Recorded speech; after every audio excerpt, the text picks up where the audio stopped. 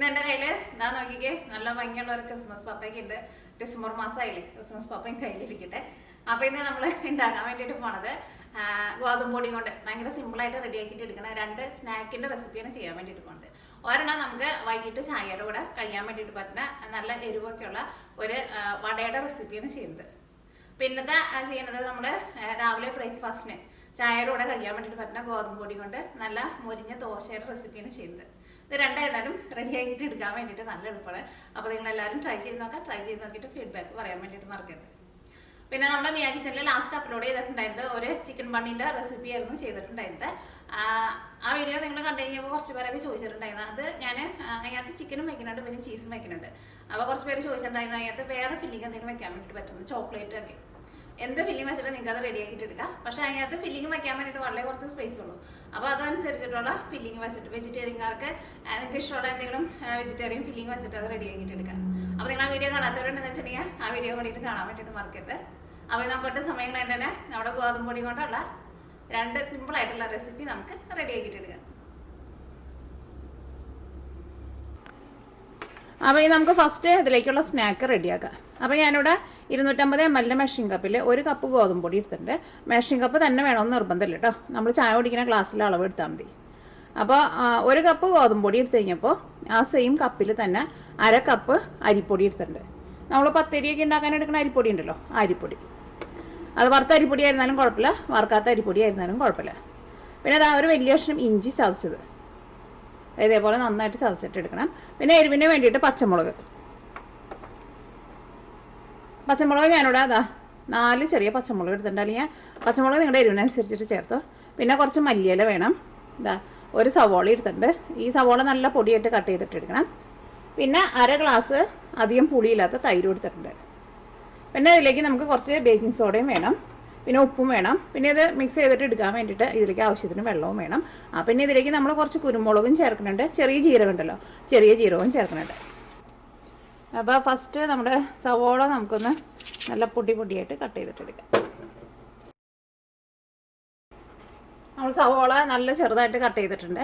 ഇതിലേക്ക് കുറച്ച് ഉപ്പ് ചേർത്തിട്ട് ഫസ്റ്റ് നമുക്ക് സവോള നന്നായിട്ടൊന്ന് തിരുമ്മിയിട്ടെടുക്കാം. അപ്പോൾ സവോള നല്ല സോഫ്റ്റായിട്ട് കിട്ടും.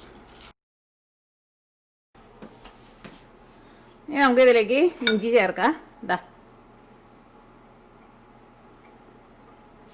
പച്ചമുളക്,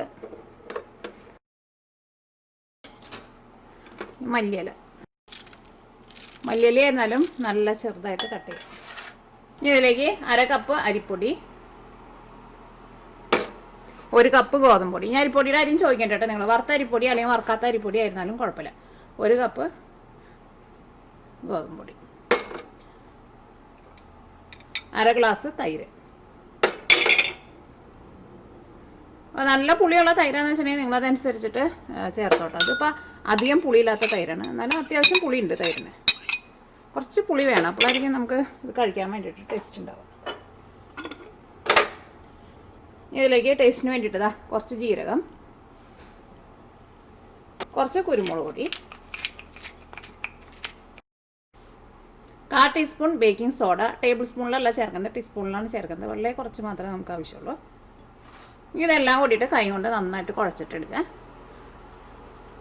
അതിൻ്റെ ഇതിലേക്ക് നമ്മൾ ആവശ്യത്തിന് വെള്ളം ഒഴിച്ചിട്ട് നമ്മൾ വടയൊക്കെ ഉണ്ടാക്കില്ലേ ആ കൺസിസ്റ്റൻസിയിൽ നമുക്കിത് മിക്സ് ചെയ്തിട്ടെടുക്കാം. അപ്പോൾ നിങ്ങളിപ്പോൾ നിങ്ങളുടെ അടുത്ത് തൈരില്ലാന്ന് വെച്ചിട്ടുണ്ടെങ്കിൽ മോര് ചേർത്താലും കുഴപ്പമില്ല കേട്ടോ. അപ്പോൾ നിങ്ങൾ അതനുസരിച്ചിട്ട് വെള്ളം ചേർത്താൽ മതി. നന്നായിട്ട് കുഴക്കണം കേട്ടോ.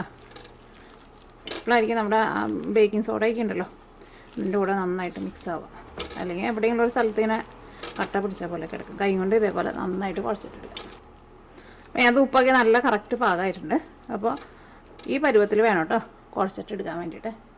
അപ്പോൾ ഇനി ഇത് നമുക്ക് 1/2 മണിക്കൂർ റെസ്റ്റ് ചെയ്യാൻ വേണ്ടിയിട്ട് വയ്ക്കാം. അപ്പോൾ ഇനി അടുത്തത് നമ്മൾ ദോശയിലേക്കുള്ള ഗോതമ്പ് ദോശയിലേക്കുള്ള മിക്സിങ് റെഡിയാക്കാണ്. അപ്പോൾ ഞാനിവിടെ 250 ml മെഷറിംഗ് കപ്പിൽ 2 കപ്പ് ഗോതമ്പ് പൊടിയാണ് എടുക്കേണ്ടത്. അപ്പോൾ നിങ്ങളുടെ അടുത്ത് മെഷറിംഗ് കപ്പ് ഇല്ലയെന്ന് വെച്ചിട്ടുണ്ടെങ്കിൽ നമ്മൾ ചായ കുടിക്കുന്ന ഗ്ലാസ്സിൽ 2 ഗ്ലാസ് ഗോതമ്പ് പൊടി എടുക്കുക. 2 ഗ്ലാസ് ഗോതമ്പ് പൊടി എടുക്കുമ്പോൾ അല്ലെങ്കിൽ 2 കപ്പ് ഗോതമ്പ് പൊടി എടുക്കുമ്പോൾ ആ സെയിം കപ്പിൽ തന്നെ 1/4 കപ്പ് റവ, നമ്മൾ ഉപ്മാവൊക്കെ ഉണ്ടാക്കാൻ എടുക്കുന്ന റവ ഉണ്ടല്ലോ ആ റവ ഞാനിവിടെ നോക്കിക്കേ മിക്സിയിൽ ഇട്ടിട്ട് ഒന്ന് കറക്കി എടുത്തിട്ടുണ്ട്. അതും കൂടിയിട്ട് ഇതിലേക്ക് ചേർക്കാം. ഇനി അതിലേക്ക് ആവശ്യത്തിന് ഉപ്പ് ചേർക്കാം. ഉപ്പ് ഇപ്പോൾ ഏകദേശം അളവിൽ ചേർക്കാം. അത് കഴിഞ്ഞിട്ട് നമ്മളെല്ലാം കൂടിയിട്ട് മിക്സ് ചെയ്ത് കഴിഞ്ഞിട്ട് പിന്നെ ടേസ്റ്റ് നോക്കിയിട്ട് അതനുസരിച്ചിട്ട് ഉപ്പ് ചേർത്ത് കൊടുക്കും. 1 ടീസ്പൂൺ ബേക്കിംഗ് പൗഡറും ചേർക്കാം. ഇനി ഇതെല്ലാം കൂടിയിട്ട് നന്നായിട്ട് മിക്സ് ചെയ്യാം. അപ്പോൾ ഞാനിതിലേക്ക് 4 ടേബിൾ സ്പൂൺ നെയ്യാണ് ചേർത്തത്. നെയ്യ് ഉണ്ടെന്ന് വെച്ചിട്ടുണ്ടെങ്കിൽ നെയ്യ് തന്നെ ചേർക്കാം. നെയ്യ് ഇല്ലയെന്ന് വെച്ചിട്ടുണ്ടെങ്കിൽ ബട്ടർ ചേർക്കാം. ഇത് രണ്ടും ഇല്ലയെന്ന് വെച്ചിട്ടുണ്ടെങ്കിൽ നമ്മൾ കറിക്ക് ഉപയോഗിക്കുന്ന ഏതെങ്കിലും ടൈപ്പ് ഓയിൽ ചേർക്കാം. പക്ഷേ നെയ്യോ ബട്ടർ ഉണ്ടെന്ന് വെച്ചിട്ടുണ്ടെങ്കിൽ അത് തന്നെ ചേർക്കാം. അപ്പോഴായിരിക്കും നമ്മുടെ ദോശ കഴിക്കാൻ വേണ്ടിയിട്ട് നല്ല ടേസ്റ്റ് ഉണ്ടാവുക. ഇനി ഇതെല്ലാം കൂടിയിട്ട് നന്നായിട്ട് മിക്സ് ചെയ്യുക. ഇനി അടുത്തത് ഇതിലേക്ക് 3/4 കപ്പ് തൈരാണ് ചേർക്കുന്നത്. ഇനിയിപ്പോൾ നിങ്ങളുടെ അടുത്ത് തൈരില്ലാന്ന് വെച്ചിട്ടുണ്ടെങ്കിൽ മോര് ചേർത്താലും കുഴപ്പമില്ല. ഇതിലേക്ക് നമുക്ക് ആവശ്യത്തിന് വെള്ളം ഒഴിച്ചിട്ട് ഇത് നമ്മൾ ദോശയ്ക്കൊക്കെ മിക്സ് ചെയ്തിട്ട് എടുക്കില്ലേ, അതേപോലെ മിക്സ് ചെയ്തിട്ട് എടുക്കുക. കുറേശ്ശെ വെള്ളം ഒഴിച്ചിട്ട് നമുക്ക് ഫസ്റ്റ് കൈ കൊണ്ട് നന്നായിട്ടൊന്ന് ഉടച്ചിട്ടെടുക്കുക. കൈ കൊണ്ട് നന്നായിട്ടൊന്ന് ഇങ്ങനെ മിക്സ് ചെയ്തിട്ടെടുക്കുക. ഇനി ഞാനിവിടെ ഇതെല്ലാം കൂടിയിട്ട് മിക്സിയിലിട്ടിട്ട് ഒന്ന് കറക്കിയിട്ടെടുക്കുകയാണ്. കാരണം ഇപ്പോൾ ഇവിടെ നല്ല തണുപ്പായിട്ടുണ്ട്. അപ്പോൾ അതുകൊണ്ട് തന്നെ നെയ്യൊക്കെ ചേർത്ത് കഴിഞ്ഞപ്പോൾ എല്ലാവരും ഇതിനകത്ത് കട്ട പിടിച്ചിട്ടിരിക്കുക. മിക്സിയിലിട്ടിട്ട് ഒന്ന് കറക്കിയാൽ മതി. അപ്പോൾ നല്ല സ്മൂത്തായിട്ട് കിട്ടും. അപ്പോൾ ഞാൻ മിക്സിയിലിട്ടിട്ട് കറക്കി എടുത്തിട്ടുണ്ട്. അല്ലെങ്കിൽ ഇവിടെ ടാപ്പിൽ വരുന്ന വെള്ളമായിരുന്നാലും നല്ല ഐസും വെള്ളം എല്ലാം കൂടിയിട്ട് അവിടെ ഇട്ടിട്ട് തിരുമ്മി കഴിഞ്ഞപ്പോൾ ഭയങ്കര കട്ടയായിട്ട് വരണം. അപ്പോൾ മിക്സിയിലിട്ട് അടിച്ചെടുക്കുമ്പോൾ പെട്ടെന്ന് നമുക്ക് മിക്സായി കിട്ടും. ഞാൻ ഇതിലേക്ക് കുറച്ചും കൂടി വെള്ളം ചേർക്കുന്നുണ്ട്. കാരണം ഇതിലേക്ക് നമ്മൾ റവ ചേർത്തുണ്ടല്ലോ. അപ്പോൾ ഇതൊന്ന് ഇരുന്ന് കഴിഞ്ഞ് കഴിയുമ്പോൾ ഒന്നും കൂടി ഒന്ന് തിക്കായിട്ട് വരും. അപ്പോൾ നിങ്ങൾ മിക്സ് ചെയ്ത് വയ്ക്കുമ്പോൾ കുറച്ച് ലൂസായിട്ട് വയ്ക്കുക. പിന്നെ അത് കഴിഞ്ഞ് കഴിഞ്ഞിട്ട് ഇത് നമ്മൾ ഒരു അരമണിക്കൂർ റെസ്റ്റ് ചെയ്യാൻ വേണ്ടിയിട്ട് വെക്കണം. ഇനിയിപ്പോൾ നിങ്ങൾക്ക് റെസ്റ്റ് ചെയ്യാൻ വേണ്ടിയിട്ട് വെക്കാൻ സമയമില്ല എന്ന് വെച്ചിട്ടുണ്ടെങ്കിൽ ഇപ്പോൾ തന്നെ ഉണ്ടാക്കുക. പക്ഷേ എന്ത് സാധനം നമ്മൾ റെസ്റ്റ് ചെയ്യാൻ വേണ്ടിയിട്ട് വെച്ചിട്ട് ഉണ്ടാക്കുമ്പോൾ കുറച്ചും കൂടി നല്ലതായിരിക്കും. കുറഞ്ഞത് അരമണിക്കൂറെങ്കിലും വയ്ക്കുക. ഒരു 2 മണിക്കൂറൊക്കെ വെച്ചിരുന്നാലും കുഴപ്പമില്ല. കൂടുതൽ സമയം എത്ര വെച്ചാലും കുഴപ്പമൊന്നുമില്ല. കുറേ സമയം വെക്കുന്നുണ്ടെന്ന് വെച്ചിട്ടുണ്ടെങ്കിൽ ഫ്രിഡ്ജിലേക്ക് എടുത്ത് വയ്ക്കുക. ഒരു 2 മണിക്കൂറൊക്കെ കഴിഞ്ഞ് കഴിയുമ്പോൾ. അല്ലെങ്കിൽ ചിലപ്പോൾ മാവ് ഒരുപാട് കുളിച്ച് പോകും. അപ്പോൾ ഇത് അരമണിക്കൂർ റെസ്റ്റ് ചെയ്യാൻ വേണ്ടിയിട്ട് ഇരിക്കട്ടെ. അപ്പോൾ നിങ്ങൾ അത് ഉപ്പൊക്കെ നോക്കിയിട്ട് ഉപ്പൊക്കെ വേണമെന്ന് വെച്ചിട്ടുണ്ടെങ്കിൽ അതനുസരിച്ചിട്ട് ചേർക്കാം. അപ്പോൾ മാവ് നമ്മൾ അരമണിക്കൂർ റെസ്റ്റ് ചെയ്യാൻ വേണ്ടിയിട്ട് വെച്ചിട്ടുണ്ടായിരുന്നു.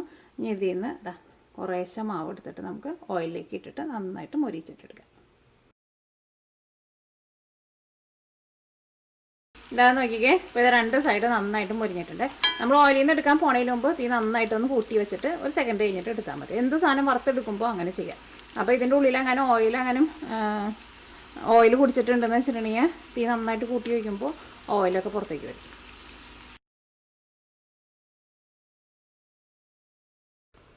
അപ്പോൾ നമ്മുടെ വട എല്ലാവരും നമ്മൾ ഇതേപോലെ ഇങ്ങനെ നന്നായിട്ട് മൊരിച്ചിട്ട് എടുത്തിട്ടുണ്ട്. മൊരിച്ചിട്ട് എടുക്കുമ്പോൾ പ്രത്യേകം ശ്രദ്ധിക്കുക, തീ ഒരുപാട് കൂട്ടി വയ്ക്കരുത്. തീ ഭയങ്കരമായിട്ട് കൂട്ടി വെച്ചിട്ടുണ്ടെന്ന് വെച്ചിട്ടുണ്ടെങ്കിൽ ഇതിൻ്റെ ഉള്ളിൽ നമുക്ക് ശരിക്കും വെന്ത് കിട്ടില്ലല്ലോ. അപ്പോൾ നിങ്ങളെല്ലാവരും ട്രൈ ചെയ്ത് നോക്കുക. ചെറിയ ചൂടോടുകൂടിയിട്ട് കഴിക്കുക. ചൂടാറിയാലും ടേസ്റ്റ് ഉണ്ടാവും. ഇതൊന്നല്ലെങ്കിൽ വെറുതെ കഴിക്കുക, അല്ലെങ്കിൽ ചട്നി കൂട്ടിയിട്ട് കഴിക്കുക. വെറുതെ കഴിക്കാനാണെങ്കിൽ നല്ല ടേസ്റ്റ് ആയിരിക്കും. എനിക്ക് വെറുതെ കഴിക്കാനാണ് കൂടുതൽ ഇഷ്ടം. ടേസ്റ്റ് ഉണ്ടായിരുന്നു. അപ്പോൾ അരമണിക്കൂർ കഴിഞ്ഞ് കഴിയുമ്പോൾ പിന്നെ നിങ്ങൾ എടുക്കുന്ന സമയത്ത് മാവ് അങ്ങനെ ടൈറ്റ് ആയിട്ടുണ്ടെന്ന് വെച്ചിട്ടുണ്ടെങ്കിൽ അതനുസരിച്ചിട്ട് വെള്ളം ഒഴിച്ചിട്ട് മാവ് ഒന്ന് ലൂസാക്കിയിട്ട് എടുക്കണം കേട്ടോ. അപ്പോൾ നമ്മുടെ പാൻ നന്നായിട്ട് ചൂടായിട്ടുണ്ട്. ഇനി നമുക്ക് ദോശ റെഡിയാക്കാം.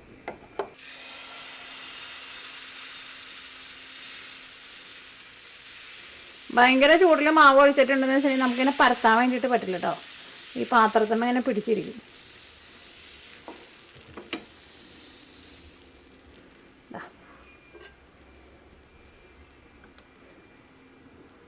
തീ ഒരുപാട് അങ്ങോട്ട് കൂട്ടി വയ്ക്കണ്ട. ഈ ദോശ നന്നായിട്ട് മുരിഞ്ഞ് കിട്ടാൻ വേണ്ടിയിട്ട് നമുക്ക് കുറച്ച് ഓയിലൊന്ന് ഒഴിച്ചു കൊടുക്കാം. ഓയിൽ ഒഴിച്ചാൽ മാത്രമേ ദോശ നമുക്ക് ശരിക്കും നന്നായിട്ട് മുരിയുള്ളൂ. അപ്പോൾ നമ്മുടെ ദോശയൊക്കെ നോക്കിയാൽ ഈ സൈഡിലൊക്കെ നന്നായിട്ട് മുരിഞ്ഞ് തുടങ്ങിയിട്ടുണ്ട്. നന്നായിട്ട് മുരിഞ്ഞ് കഴിഞ്ഞിട്ട് മാത്രം നമ്മൾ ഈ സൈഡിൽ നിന്ന് ദോശ പിടിച്ചാൽ മതി കേട്ടോ. അല്ലെങ്കിൽ സൈഡിൽ നിന്ന് അങ്ങനെ പെട്ടെന്ന് നമ്മൾ പിടിച്ചിട്ടുണ്ടെന്ന് വെച്ചിട്ടുണ്ടെങ്കിൽ പിന്നെ ആ സൈഡ് അങ്ങോട്ട് പൊന്തിയിരിക്കും. അപ്പോൾ നമുക്ക് അവിടെ ശരിക്കാണ്ട് മുരിഞ്ഞ് കിട്ടില്ല. നമ്മുടെ ഇടയ്ക്ക് ഇങ്ങനെ വെറുതെ നിൽക്കുമ്പോൾ ചിറ്റോറ് ഇങ്ങനെ പിടിച്ച് കൊടുക്കില്ലേ, അങ്ങനെ ചെയ്യണ്ട കേട്ടോ. നമ്മൾ ആ നെയ്യ് ഒഴിച്ചിട്ടല്ലേ ഇതിൻ്റെ മിക്സിങ് റെഡി ആക്കിയത്. അപ്പോൾ അതുകൊണ്ട് തന്നെ നമുക്ക് ദോശ നന്നായിട്ട് മുരിഞ്ഞ് കിട്ടുകയും ചെയ്യും. ദോശ കഴിക്കാനാണെങ്കിൽ നല്ല ടേസ്റ്റ് ആയിരിക്കും. ഇപ്പോൾ നമ്മുടെ ദോശ അത്യാവശ്യം നന്നായിട്ട് മുരിഞ്ഞിട്ടുണ്ട്. നിങ്ങൾക്ക് നന്നായിട്ട് മൊരിച്ചിട്ട് നല്ല ക്രിസ്പി ആയിട്ട് വേണമെന്ന് വെച്ചിട്ടുണ്ടെങ്കിൽ അതനുസരിച്ചിട്ട് കൂടുതൽ സമയം വെച്ചിട്ട് നന്നായിട്ട് മൊരിച്ചിട്ട് എടുക്കുക. നമ്മുടെ ദോശയുടെ അടിഭാഗം നോക്കിയേ നല്ല ഗോൾഡൻ കളറിൽ മുരിഞ്ഞിട്ടുണ്ട്. നമുക്ക് ദോശ മടക്കാം. നോക്കിക്കേ, നല്ല മുരിഞ്ഞ നല്ല പേപ്പർ പോലെ ഇരിക്കുന്ന ഗോതമ്പ് ദോശ.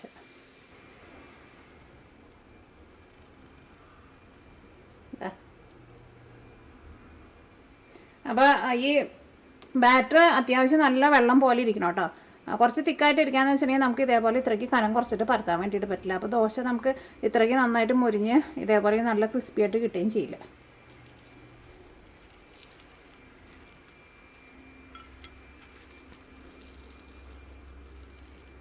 ഇതിൽ നന്നായിട്ട് മൊരിച്ചിട്ട് എടുക്കണമെന്ന് വെച്ചിട്ടുണ്ടെങ്കിൽ കുറച്ചുകൂടി സമയം കൂടുതൽ വെച്ചിട്ട് ഒന്നും കൂടി നന്നായിട്ട് മൊരിച്ചിട്ട് എടുക്കുക. ഇതിപ്പോൾ അത്യാവശ്യം നന്നായിട്ട് മൊരിഞ്ഞിട്ടുണ്ട്. അപ്പോൾ നമുക്ക് ബാക്കിയുള്ള ദോശയും ഇതേപോലെ തന്നെ റെഡിയാക്കിയിട്ട് എടുക്കുക. ഇതൊന്നും കൂടി നന്നായിട്ട് മൊരി കേട്ടോ. കുറച്ചും കൂടി നേരം വെച്ചിട്ടുണ്ടെന്ന് വെച്ചിട്ടുണ്ടെങ്കിൽ ഇപ്പോൾ ഇതിൻ്റെ കളർ അത്രയ്ക്കാണ്ട് മാറിയിട്ടില്ലല്ലോ. നിങ്ങൾക്ക് വേണമെന്ന് വെച്ചിട്ടുണ്ടെങ്കിൽ ഒന്നും കൂടി നന്നായിട്ട് മൊരിച്ചിട്ട് കിട്ടും കേട്ടോ.